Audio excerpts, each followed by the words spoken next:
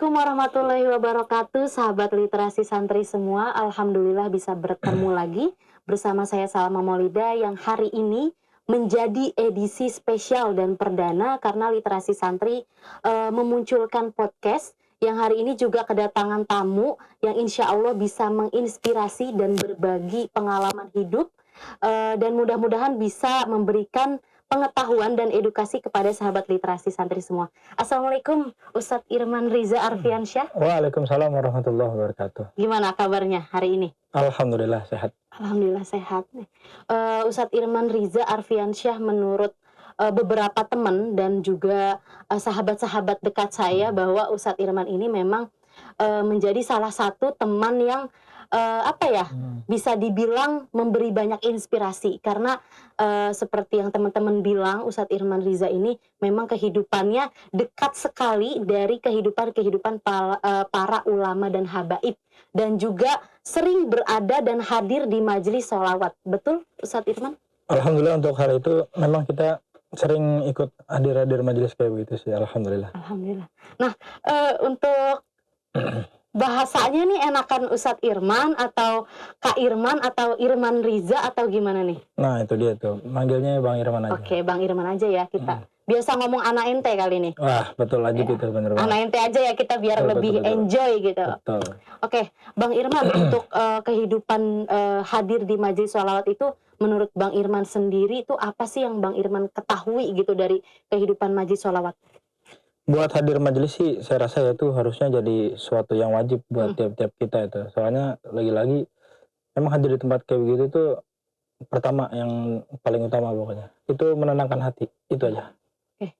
Berarti yang namanya majelis sholawat itu ya perkumpulan orang-orang yang mencintai sholawat, betul nggak? Betul sekali. Dan pasti ada tim atau orang-orang yang mengumandangkan sholawat seperti kayak vokalnya, kemudian biasanya diiringi hadroh ya? Betul. Biasanya. Nah, untuk Bang Irman sendiri sebetulnya kalau untuk majelis sholawat itu gimana sih bisa sampai kepada kegiatan itu? Pasti kan ada latar belakang.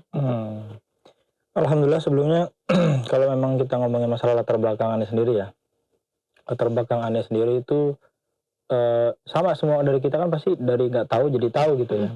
Saya nggak tahu tuh kayak begitu tuh hadir majelis, nanti apa yang saya rasain di majelis gitu kan. Semua itu bermula dari seorang teman, yang mana teman itu Anda dapetin tatkala Anda mondok di pesantren. Nah itu bermula karena suatu ketika Ane lagi pusing banget, jenuh banget di pesantren itu kan ada masalah yang nggak bisa Ane lampiasin gitu kan, maksudnya dalam artian Ane ceritain ke orang gitu kan, nanti diceritain tapi ternyata orangnya nggak bisa dipercaya. Iya, nggak bisa dipercaya gitu. Jadi dari situ kita nyari kayaknya kelas ini nih yang kita jadi seorang idola gitu buat kita bisa ngobrol sama dia. Nah berarti memang bermula dari teman gitu, perkenalan teman itu. Memang sudah sejauh mana sih sebetulnya ente tuh mengenal majelis sholawat ini gitu? Dari mulai kenal dengan teman, dengan kakak kelas itu sampai hari ini. Semua itu bermula dari teman yang Anda bilang tadi kan, itu bermula dari masalah. Jadi kita mikir nih kita di pesantren kan harusnya identiknya sama agama, kita tenang kan hidup di pesantren gitu kan. Tapi kita nggak rasain itu ketenangan itu ada gitu dalam diri kita selama kita di pesantren. Kebetulan orang ini bisa dijadikan panutan idola. Nah untuk ente sendiri nih Bang Irman, sejauh itu mengenal majelis sholawat itu apa sih yang dirasakan gitu? Selain hanya ketenangan, pasti kan kalau dalam batin memang ketenangan insya Allah dapat. Tapi mungkin dari segi pertemanan atau segi kehidupan sosial itu apa yang didapatkan? Kita jadi semakin lebih baik gitu dalam bersosialisasi sama orang lain. Tadinya kan kita tahu kayak begini nggak bagus, cuman kita masih berkecimpung pada hal itu. Soalnya lagi-lagi karena kita minim ilmu gitu. Iya, minim ilmu ya. Pastinya dari situ karena kita tahu, jadi kita dituntut untuk amalin ilmunya. Gitu. Memang Ane sendiri pernah dengar bahwa kita tuh ya bisa melakukan sesuatu, kita nggak pusing hidup itu ya karena ilmu gitu. Betul. Karena kalau misalkan ilmunya minim ya kita susah gitu mau melakukan apa-apa gitu. Nah, balik lagi kepada kehidupan majelis sholawat ini memberikan banyak sekali ilmu gitu ya. Nah, untuk Bang Irman sendiri nih, bagaimana memandang anak-anak muda saat ini yang mungkin jauh dari kehidupan majelis sholawat itu? Menurut Bang Irman itu gimana? Kalau menurut Ane, memang seharusnya ya kan seyogianya kita yang paham ngedeketin mereka ini yang belum paham lagi, apalagi karena kita bermula sama kayak mereka nih, nggak paham tapi lama-lama jadi paham. Karena apa itu? Karena keikhlasan mereka, orang yang punya ilmu untuk membersamai kita yang nggak tahu. Jadi intinya gimana caranya kita yang tahu ini kita ikut kumpul sama mereka yang nggak tahu. Oke. Nah, tapi kan pasti di samping sebagian anak muda yang memilih untuk ada di majelis sholawat, pasti ada sebagian anak muda juga yang lebih apa ya, cenderung nggak mau tahu lah, atau misalkan lebih kayak udahlah nggak usah ikut-ikut kayak gitu. Nah, gimana menurut ente sendiri nih Bang, cara mengajak gitu? Kalau misalnya kita asal mengajak, ayo dong ikut sholawat, itu kan kayaknya bakal susah gitu. Karena kita nggak bisa merubah seseorang juga. Tapi menurut Bang Irman sendiri itu gimana untuk mengajak gitu? Kita bisa ngajak mereka itu lewat perilaku. Jadi sebagaimana yang saya dapetin dari guru-guru, habis punya ilmu diamalin. Habis diamalin baru disebarkan. Jadi jangan dapat ilmu langsung apa langsung disebarin. Jadi nggak ada pengamalan, nggak ada nilai plus buat diri kita sendiri. Biarkan mereka melihat itu lewat perilaku kita. Insya Allah dengan cara sehalus itu dan selembut itu mereka akan terbawa gitu, termotivasi untuk mengikuti hal-hal yang baik lewat hatinya sendiri tanpa ada paksaan.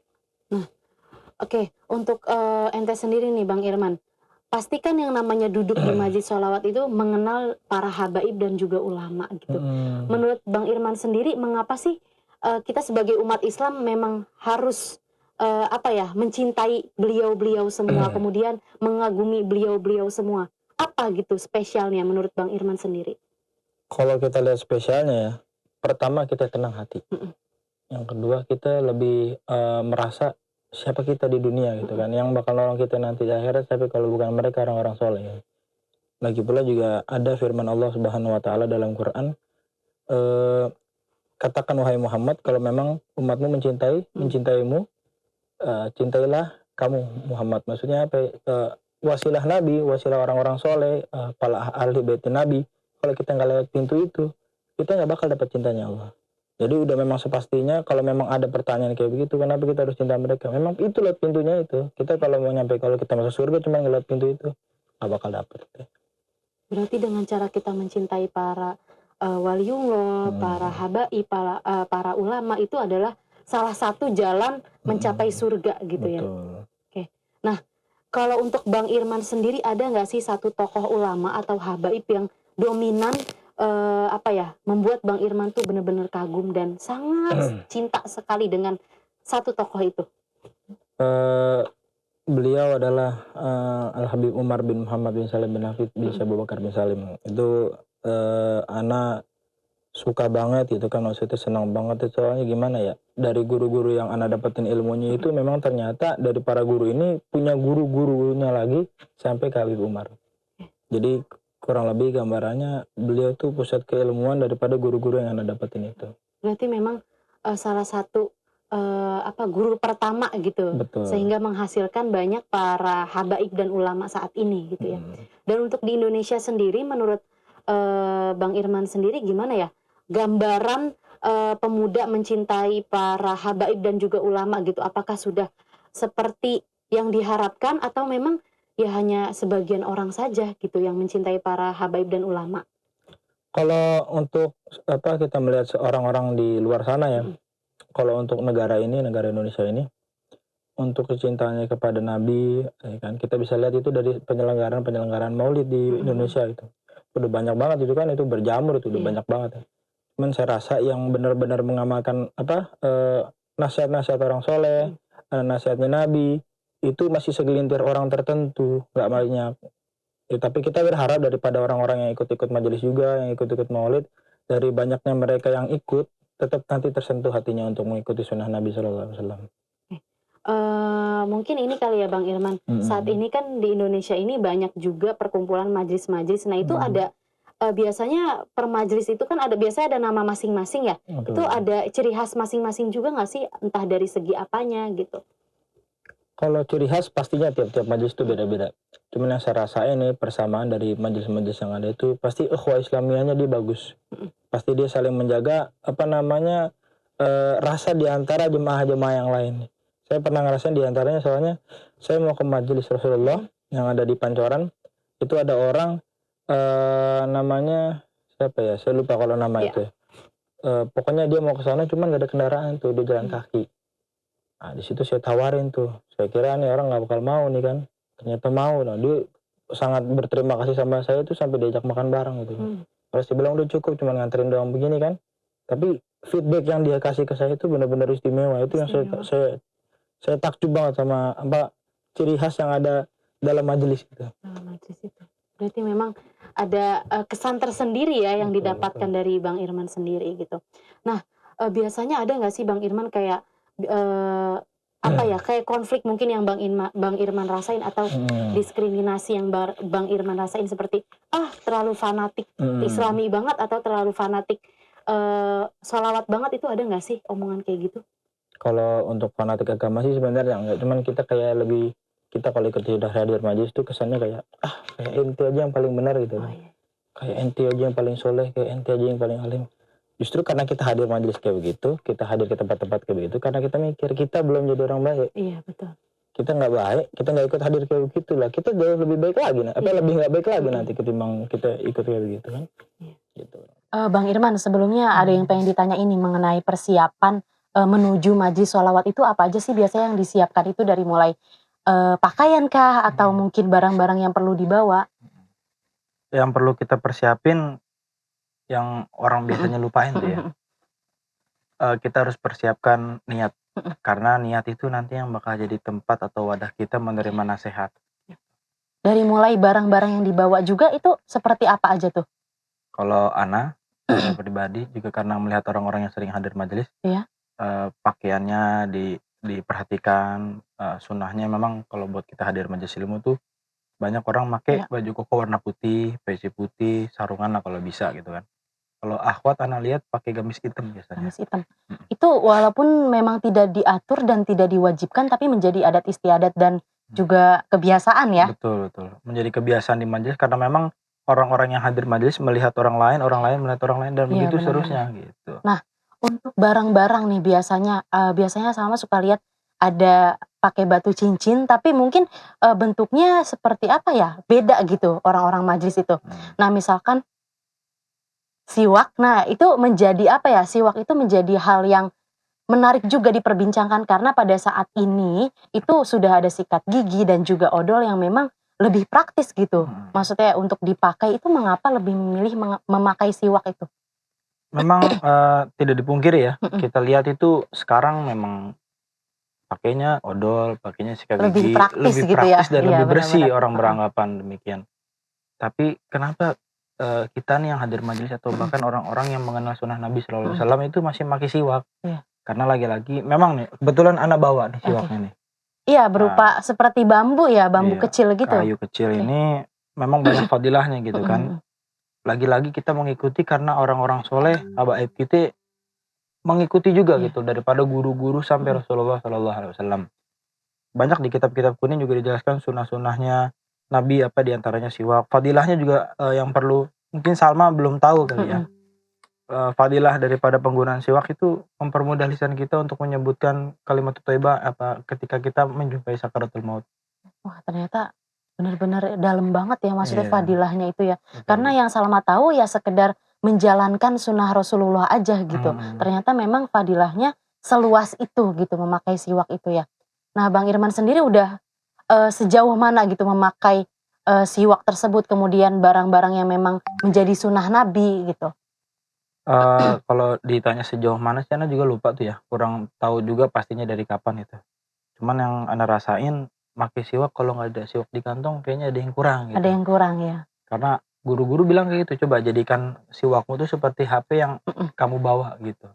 Pasti ada yang kurang kan, wah saya nggak bawa HP nih di jalan itu. Pasti kalau kita orang pulang lagi kan. iya nggak bawa HP pasti ada rasa was-was, aduh nggak bawa HP nih karena ada sesuatu yang penting gitu ya. Betul, betul. Begitupun siwak ya menurut Bang Irman ya.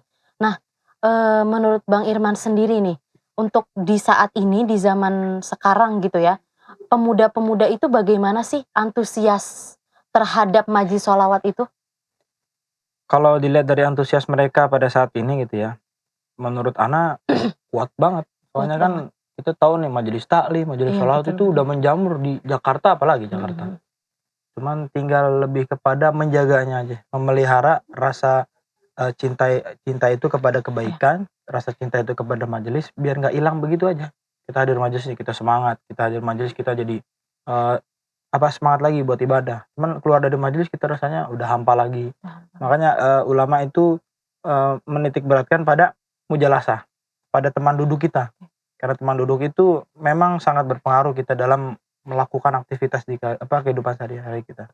Nah, biasanya di dalam majelis sholawat itu yang memimpin itu para habaib atau ulama atau memang anak-anak muda yang diberikan tanggung jawab untuk memimpin majelis sholawat itu? Kalau menurut Ana di awal-awal mungkin langsung habaib nih. Mhm. Biasanya itu muassis, maksudnya pendiri majelisnya Pendiri biasanya yang majelis. mimpin. Nanti berjalan lambat laun nanti mulai itu ada dari jemaah yang disuruh mimpin. Biasanya sih begitu. Soalnya yang Ana tahu kalau Ana ngaji kan di Pancoran tuh ya. Di majelis Rasulullah itu pertamanya Habib Munzir langsung. Mhm. Almarhum Habib Munzir. Nah, terus lama-lama juga beliau nyari munsyid juga kan, dapat juga munsyidnya itu Ustadz Kolbi kalau nggak salah. Nah, Bang Irman sendiri tuh sebetulnya lokasi rumahnya di mana sih? Ana untuk bait ane rumah di Lebak dekat dari pondok. Nah, itu untuk kegiatan-kegiatan majelis sholawat itu biasanya kan yang Salma tahu ya, adanya di Jakarta gitu. Itu Bang Irman sendiri memang apa ya istilahnya antusias juga meskipun agak jauh gitu lumayan gitu. Alhamdulillah insya Allah kalau berangkat dari hati ya. Iya. Insya Allah kalau berangkat dari rasa cinta dalam hati, jauhnya kayak apa juga pasti Iya. kita kejar gitu, kita datengin. Yang namanya cinta gitu apapun Betul, pasti betul. kita Insya kejar Allah gitu ya Bang diusahain, Irman. direla-relain. Oke. Nah, untuk biasanya hadir di dalam majelis sholawat itu pasti ada buku pedoman atau rujukan yang memang diberikan untuk apa ya? Menjadi pedoman gitu, pedoman utama biasanya ada nggak sih?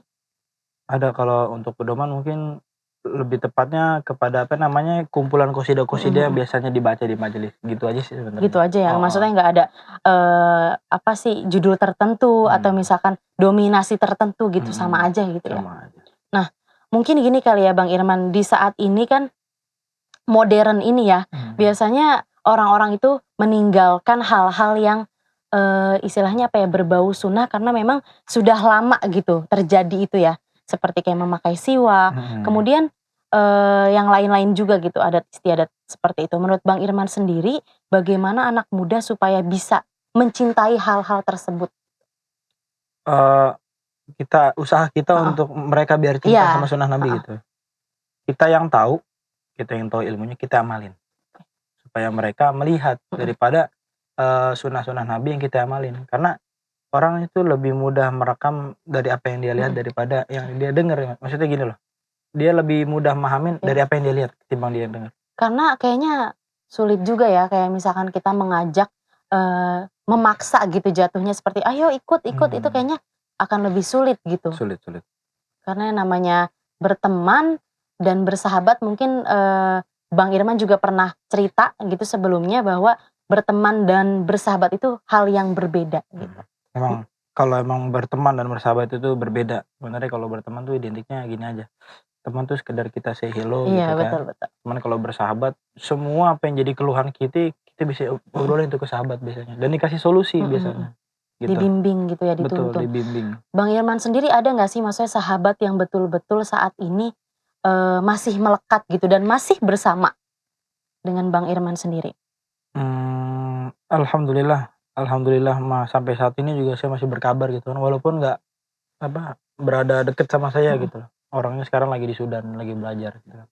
Itu kalau bukan karena beliau mungkin saya jadi apa? Tapi Bang Irman sendiri apakah nggak ada rasa tertarik atau keinginan ingin pergi ke negara Timur Tengah seperti Yaman, kemudian Sudan gitu? Kalau keinginan dari hati kecil sih pengen banget ya. Pengen banget. Memang karena kita dikenalkan Iya. dari yang berbau-berbau sono gitu kan. Ya lagi-lagi mungkin belum takdirnya kali ya. Tapi hakul yakin insya Allah nanti pada waktunya yang tepat, pada waktunya yang pas Allah izinkan Ana ataupun antum juga nih kan Salma buat ke sono itu. Insya Allah nanti pasti ada kebaikan tuh Insya kayak Allah. begitu insya Allah pasti ada Nah, kebaikan. Salma juga pernah dengar kalau kota Yaman itu melahirkan atau kota yang melahirkan banyak ribuan waliullah atau habaib dan ulama. Itu betul? Memang kalau kita lihat silsilah ya, maksudnya dari cerita asal muasalnya habaib yang ada di Indonesia itu memang kakek-kakeknya ajadatnya itu memang dari sono. Ya kan? Kenapa? Karena memang gimana ya? Salma kalau lihat nanti nasab dari nasab ke nasab, dari keturunan ke keturunan pasti nyampenya ke sono. Ya makanya dari sono hijrah ke daerah mana aja itu, ke negara mana aja termasuk diantaranya yang paling banyak Indonesia. Berarti Bang Irman sendiri udah berapa tahun sih maksudnya mengalami pengalaman hidup yang apa ya kalau dibilang bisa benar-benar berarti gitu buat Bang Irman sendiri sampai hari ini? Awal perubahan besar yang Ana rasain itu di awal kelas 2 SMA. Soalnya Ana bersahabat sama kakak kelas sampai udah setahun tuh kan, itu 3 SMA tuh kakak kelas Ana itu. Yang Ana bilang tadi sama-sama kalau Ana nggak kenal beliau, wah jauh. Mungkin kita di pesantren memang, kita di pondok memang, cuman kalau nggak kenal karena wasilah dari situ, wah Ana nggak tahu jadi apa itu. Makanya alhamdulillah ternyata banyak sekali manfaatnya kita kenal dengan orang baru gitu ya, yang bisa membawa manfaat kepada diri kita juga sampai hari ini.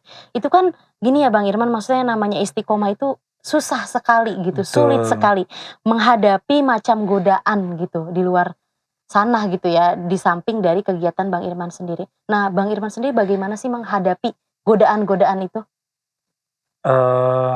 Sering-sering minta nasihat sama sahabat, sama orang-orang yang kita anggap baik. Sering-sering minta nasihat. Insya Allah dari kita minta nasihat sama orang-orang kayak begitu, kita lebih kuat lagi imannya, kita lebih kuat lagi dalam menjalani cobaan hidup. Kurang lebih kayak gitu. Tapi pasti ada nggak sih kayak pengalaman di mana kita tergoyahkan gitu, udah mulai agak goyah nih iman atau mungkin agak terganggu nih, itu pasti ada nggak sih masa di situ gitu?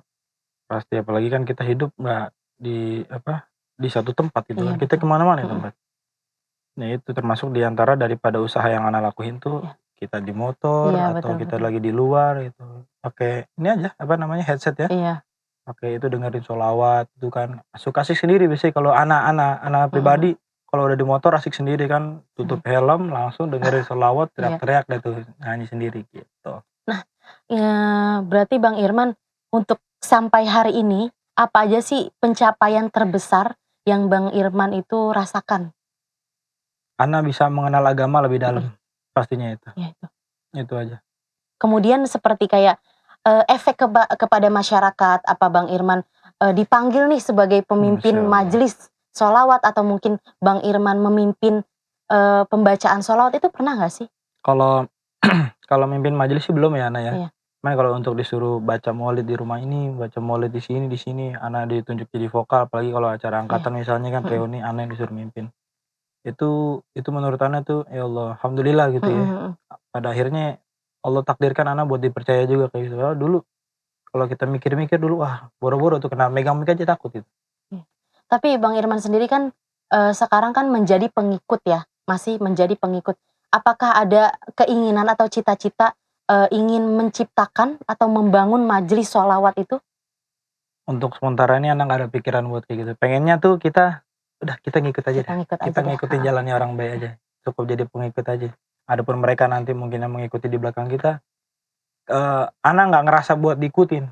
Mungkin dia mengikuti dari guru Ana, guru ke guru gitu aja. Ana nggak kepikiran buat nanti buka majelis gitu. Itu belum kepikiran. Soalnya bukan derajat Ana, bukan model kayak Ana yang kayak begitu. Oke, sahabat literasi santri semua, seperti pesan yang Bang Irman sampaikan bahwa jangan lupa mencintai orang soleh. Karena apa yang kita cintai pasti akan kita ikuti gitu ya Bang Irman ya. Oke, mudah-mudahan sahabat literasi santri semua tidak bosan untuk mendengar inspirasi dan juga pengetahuan dari orang-orang sekitar kita yang bisa mempengaruhi kehidupan kita. Dan jangan lupa terus ikuti channel kami yaitu Literasi Santri Official. Mudah-mudahan kita bisa bertemu kembali di kesempatan berikutnya. Wassalamualaikum warahmatullahi wabarakatuh. Terima kasih Bang Irman. Syukran Afan.